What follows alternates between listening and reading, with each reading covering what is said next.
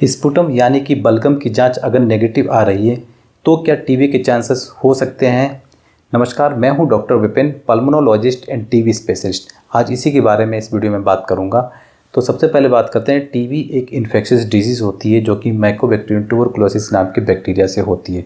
इसके जो सिम्टम्स होते हैं उसमें पेशेंट को फीवर आना, भूख ना लगना, वजन कम होना, खांसी आना। खांसी इसमें या तो बलगम के साथ हो सकती है या फिर सूखी खांसी भी हो सकती है। और सामान्यतः अगर ये खांसी 2 सप्ताह से ज़्यादा होती है तो जब हम पेशेंट को देखते हैं तो हम उनमें कुछ जांचें एडवाइस करते हैं। सबसे पहले हम उसमें एडवाइस करते हैं एक्सरे। अगर एक्सरे में कोई धब्बा आता है तो एक टीबी का सस्पिशन होता है कि इस पेशेंट को टीबी हो सकता है। तो अगर कोई सस्पिशन ऐसा है तो अगर उसको एक्सरे में धब्बा है और उस पेशेंट को खांसी के साथ में बलगम भी आ रहा है तो हम उस बलगम की जांच कराते हैं। बलगम में अगर ये कंफर्म हो जाता है कि इसमें टीबी का बैक्टीरिया है तो हम ये कंफर्म कर देते हैं कि पेशेंट को टीबी है और उसकी टीबी की दवा चला देते हैं। अब बात आती है कि अगर कोई पेशेंट ऐसा है जिसके एक्सरे में धब्बा है या फिर सीटी स्कैन में टीबी का धब्बा लग रहा है और उसके बलगम में जो हमने जांच कराई है वो नेगेटिव आ रही है, तो क्या उसको टीबी हो सकता है कि नहीं।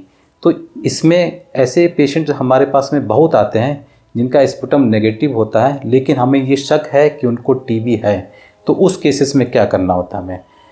तो बात करते हैं ऐसा होता क्यों है कि एक्सरे में टीबी का धब्बा है लेकिन स्पुटम में टीबी का बैक्टीरिया पकड़ में नहीं आ रहा है। तो ऐसा इसलिए हो सकता है कि अगर जो बलगम है हमारा वो टीबी के धब्बे वाली जगह से ना आकर के किसी ऐसी जगह से आ रहा है जहाँ पे टीबी का धब्बा ना हो। तो अगर ऐसी जगह से धब्बा आएगा तो उसमें टीबी का बैक्टीरिया पकड़ में नहीं आएगा।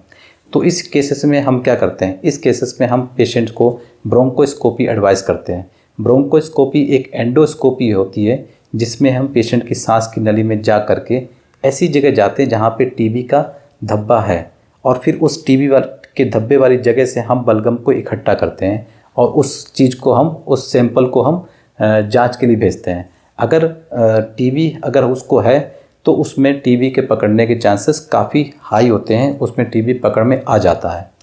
अगर उसमें टीबी का बैक्टीरिया पकड़ में नहीं आ रहा है इसके बावजूद भी तो ये हम कंफर्म कर देते हैं कि इसको टीबी नहीं है, कोई दूसरी बीमारी हो सकती है या फिर ये जो धब्बा है या किसी दूसरे बैक्टीरिया की वजह से हो सकता है।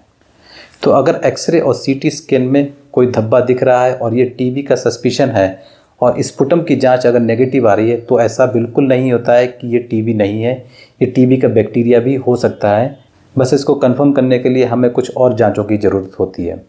तो अगर आपको मेरा वीडियो पसंद आया है तो इसको शेयर, लाइक और मेरे चैनल को सब्सक्राइब जरूर करिएगा। Thank you.